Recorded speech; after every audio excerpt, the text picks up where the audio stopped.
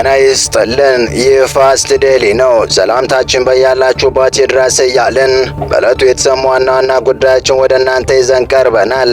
ቻናላችንን ሰብስክራይብ፣ ፕሮግራማችን ላይክ እና ሼር እንድታደርጉ እየጋበዝን የዕለቱን አበይት ዜናዎችን አስቀድመን እንጀምራለን። ህወሓት ወልቃይትን ለመቆጣጠር በብዙ አቅጣጫዎች ከባድ መሳሪያዎችና ሰራዊቱን ማንቀሳቀሱን የተመለከተ መረጃዎች በተሰሙ ቅጽበት በራያ በኩል አዲስ ጥቃት መከፈቱ ተነግሯል። አዲሱ ግጭት ሶስት ኃይሎችን ያሳተፈ መሆኑ የተነገረ ሲሆን ከሳምንታት በፊት የመንግስት ኃይሎች ለቀዋቸው የወጡ የራያ አካባቢዎችን የተቆጣጠሩ የህወሓት ታጣቂዎች የፈጸሙት ድርጊት ህዝቡን አስቆጥቷል የተባለ ሲሆን ግጭቱን የፈሩ ነዋሪዎች ደግሞ እየተፈናቀሉ ስለመሆናቸው ተሰምቷል። በጉዳዩ ላይ ከስፍራ የተሰሙ መረጃዎችን አጠናቅረናል። በቀዳሚነት የምትሰሙት ይሆናል። በሌላ በኩል ደግሞ ብሔራዊ ባንክ በትግራይ ክልል በስፋት ጥቅም ላይ እየዋለ ስላለ የኤርትራ መገበያያ ገንዘብ ናቅፋ ዝምታውን ሰብሯል። የኤርትራ ብሔራዊ መገበያያ የሆነው ናቅፋ በትግራይ ውስጥ በኢኮኖሚው ስር መስደዱና በጥቁር ገበያ በስፋት እየተዘዋወረ መሆኑን ነዋሪዎቹ በተደጋጋሚ እየገለጹ ናቸው። ብሔራዊ ባንክን በጉዳዩ ላይ ምላሽ ሰጥቷል። ወዲህ ደግሞ ሳውዲ በይፋ ጎራዋን ለይታለች። ኤርትራ ልታስታጥቅ መሆኗ ተጋልጧል። ከጎረቤት የተባበሩት አረብ ኤሚሬትስ ጋር ከባድ ዲፕሎማሲያዊና ወታደራዊ ፉክክር ውስጥ ያለችው ሳውዲ የኢትዮጵያን ተቀናቃኞች እያደራጀች መሆኑን አስመልክቶ ተነባቢው ሚድል ኢስት አይ መጽሔት ይፋ ያወጣውን ጥብቅ መረጃ ይዘናል። እስከ ፍጻሜው አብራችሁን ቆዩ። የኤርትራ ብሔራዊ መገበያ የሆነው አቀፍ በትግራይ ውስጥ በኢኮኖሚ ስር መስደዱና በጥቁር ገበያ በስፋት እየተዘዋወረ መሆኑን ነዋሪዎቹ በተደጋጋሚ እየገለጹ ናቸው። ብሔራዊ ባንክን በጉዳዩ ላይ ምላሽ ሰጥቷል። በሰሜን ኢትዮጵያው ጦርነት ወቅት ወደ ኢትዮጵያ ድንበር ዘልቀው በመግባት አሁንም ድረስ የተለያዩ አካባቢዎችን ተቆጣጥሮ የሚገኙ የኤርትራ መንግስት መገበያ ገንዘቡ በኢትዮጵያ ድንበር ውስጥ በከፍተኛ ደረጃ በህገወጥ ገበያ ውስጥ መስፋፋቱን ነዋሪዎቹ ገልጸዋል። በኢትዮጵያ ብሔራዊ ባንክ ፈቃድ ከተሰጣቸው ተቋማትና እንደ ሆቴል ያሉ የንግድ ተቋማት በስተቀር የውጭ ምንዛሬ ግብይት መፈጸም በኢትዮጵያ የተከለከለ ቢሆንም እንኳ በትግራይ ክልል ሰሜናዊ አዋሳኝ አካባቢዎች ላይ የኤርትራ መንግስት ገንዘብ የሆነው ናቅፋ በአካባቢው ማህበረሰብ የዕለት ተዕለት ኢኮኖሚያዊ እንቅስቃሴ ውስጥ ስር ሰዷል። መደበኛ ያልሆነው የጥቁር ገበያ ሁኔታ በድረ ጦርነት ሳቢያ የተባባሰ መሆኑን ነዋሪዎቹ ተናግረዋል። እንደ ዝላንበሳና ራማ የመሳሰሉ ድንበር ላይ ያሉ ከተሞች እንዲሁም እንደ ኢሮቢ ወረዳ ያሉ አካባቢዎች ውስጥ የኤርትራ ገንዘብ በሰፊው የሚንቀሳቀስ ሲሆን በጦርነት በተጎዱ አካባቢዎች መሰረታዊ ጉዳይ ገንዘብና ንብረት ማግኘት እንዲሁም በህይወት የመቆየት ጉዳይ በመሆኑ ህጋዊ አሰራሩን ባልተከተለ መንገድ ህገወጥ የሆነ የህልውና መንገድ ሆኗል ሲሉ የአካባቢው ነዋሪዎች ገልጸዋል።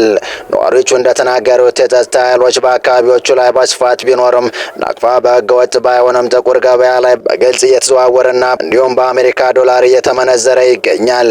በጉዳዩ ላይ አስተያየት የሰጡት የኢሮቢ አካባቢ ነዋሪ እንደተናገሩት አንድ ናቅፋ ከ8 ብር እስከ 10 ብር ድረስ የሚመነዘር ሲሆን በእነዚህ የኢትዮጵያና ኤርትራ አዋሳኝ አካባቢዎች ላይ የቀንድ ከብቶች፣ ሲሚንቶ፣ ጤፍ፣ ለስላሳ መጠጦች፣ ምግብና መጠጦች፣ የግንባታ ቁሳቁሶች፣ ሌሎችም ሸቀጦች በስፋት በገበያ ውስጥ የሚነገዱ መሆናቸውን ገልጸዋል። የኢትዮጵያ ብር በእነዚሁ የድንበር ቦታዎች ላይ በስፋት እንደሚገኝ የሚናገሩት ነዋሪዎቹ በርካታ ነዋሪዎች ጥሬ ገንዘብ ለማግኘት ረጅም ርቀት መጓዝ፣ የፍተሻ ኬላዎችን ማለፍ አሊያም መደበኛ ባልሆኑ የጥቁር ገበያ መጠቀም ግድ ሆኖባቸዋል ብለዋል። በዚህ ክፍተትም አማራጭ ሆኖ የቀረበው ህገወጥ የውጭ ምንዛሬ ገበያው ክፍተቱን በተወሰነ ደረጃ መቅረፍ እንደቻለ የምጣኔ ሀብት ባለሙያዎች ገልጸዋል። ባለሙያዎቹ እንዲህ ያሉ ሁኔታዎች ራስን የማዳን አማራጭ ገበያ ናቸው የሚሉ ሲሆን ግጭት በነበረባቸው አካባቢዎች ህጋዊ የፋይናንስ ተቋማት መስራት ካልቻሉ እንደ ጥቁር ገበያ ያሉ መደበኛ ያልሆኑ ስርዓቶች ብዙ ጊዜ እንደ ወንጀል ተግባር ሳይሆን ህልውናን የማስቀጠል ስልት ተደርገው እንደሚቆጠሩ ይናገራል። ህገወጥ የውጭ ምንዛሬ ከድንበር አካባቢዎች አልፎ ወደ መሃል ትግራይ የሚደርስ ሲሆን በክልሉ ርዕሰ መዲና መቀሌ ከተማ ሳይቀር የኤርትራ ናቅፋና የአሜሪካ ዶላር በይፋ ንግድ ባንኮች ከሚቀርቡለት የመግዣና የመሸጫ ዋጋ ከፍ ባለመጠን እንደሚገበያይ ነዋሪዎቹ ተናግረዋል። በድንበር አካባቢ ላይ የሚታዩት ህገወጥ የፋይናንስ እንቅስቃሴዎች ህገወጥ የገንዘብ ዝውውር ወይንም የሐዋላ ስራና የኮንትሮባንድ ንግድን የሚያጠቃልሉ ሲሆን ናቅፋ የሚገዙ ሰዎች ብዙ ጊዜ ከኤርትራ ወርቅና ሌሎች ሸቀጦችን እንደሚገዙበት ነጋዴዎቹ ያስረዳሉ። በድንበር አካባቢዎች ላይ የትግራይና የኤርትራ የጸጥታ ኃይሎች ቢኖሩም ህገወጥ ግብይቱ አሁንም ቀጥሏል። የአካባቢው ነዋሪዎችና የንግድ ተሳታፊዎች ይህን ቢናገሩም የኢትዮጵያ ብሔራዊ ባንክ ናቅፋ በሀገሪቱ ውስጥ ስለመሰራጨቱ መደበኛ መረጃ እንደሌለው አስታውቋል። የብሔራዊ ባንክ የፎሬክስ ክትትልና ሪዘርቭ አስተዳደር ዳይሬክተር አቶ የኔ ሀሳብ ታደሰ ኤርትራ ናቅፋ እንደ ኬንያ ሽልንግ ወይንም እንደ ጅቡቲ ፍራንክ እውቅና ያለው አይደለም ብለው ናቅፋ በኢትዮጵያ ውስጥ ለውጭ ምንዛሬ ግብይት የሚል ህጋዊ ገንዘብ አይደለም ሲሉ አስረድተዋል። በይፋዊ የንግድ እንቅስቃሴዎች ስር እንደሆኑ ተደርጎ የሚቆጠርና ህገወጥ ነው ሲሉም አክለዋል። ሌላ መረጃ ህወሓት ወልቃይትን ለመቆጣጠር በብዙ አቅጣጫዎች ከባድ መሳሪያዎችና ሰራዊቱን ማንቀሳቀሱን የተመለከቱ መረጃዎች በተሰሙ ቅጽበት በራያ በኩል አዲስ ጥቃት መከፈቱ ተነግሯል። አዲስ ግጭት 3 ኃይሎችን ያሳተፈ መሆኑ የተነገረ ሲሆን ከሳምንት በፊት የመንግስት ኃይሎች ለቀዋቸው የወጡ የራያ አካባቢዎችን የተቆጣጠሩ የህወሓት ታጣቂዎች የፈጸሙት ድርጊት ህዝቡን አስቆጥቷል የተባለ ሲሆን ግጭቱን የፈሩ ነዋሪዎች ደግሞ እየተፈናቀሉ ስለመሆናቸው ተሰምቷል። በትግራይና በአማራ ክልል ይገባኛል ጥያቄ ከሚነሳባቸው አካባቢዎች አንዱ የሆነ የራያ አካባቢ ነዋሪዎች በየጊዜው በሚለዋወጡ አስተዳደርና በሚከሰት ግጭት ምክንያት ሰላማዊና የተረጋጋ ህይወት ከራቃቸው ዓመታት ተቆጥረዋል። የሰሜኑን ደም አፋሳሽ ጦርነት ተከትሎ በአማራ ክልል ስር የገባው አካባቢው ከዚያ በኋላ አንዴ በትግራይ ጊዜያዊ አስተዳደር፣ ሌላ ጊዜ በአማራ ክልል ከዚያም በፌዴራል ኮማንድ ፖስት ስር ሲተዳደር ነበር። በዚህም ምክንያት የትራንስፖርት፣ የትምህርትና ሌሎች መንግስታዊና ማህበራዊ አገልግሎቶች ወጥነት በሌለውና በተቆራረጠ መልኩ ሲሰጥ ቆይቷል።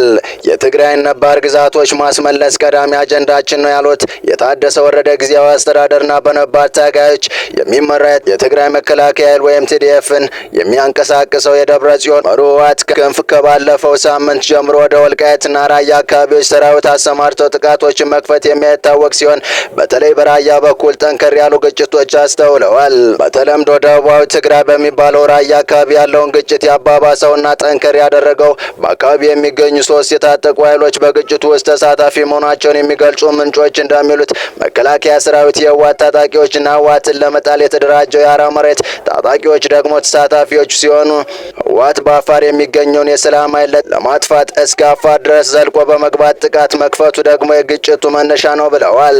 ህወሓት ከአራ መሬት ታጣቂዎች በተጨማሪ ከመከላከያ ሰራዊት ጋር ግጭት ውስጥ መግባቱን የሚናገሩ ምንጮች በዚህም ምክንያት በተለይ በቢሶበር ኮረምና ዛታ አካባቢዎች በመድፍ ጭምር የታገዘ ጠንከር ያለ ውጊያ መደረጉና አሁንም አልፎ አልፎ የተኩስ ልውውጥ መኖሩን ያክላሉ።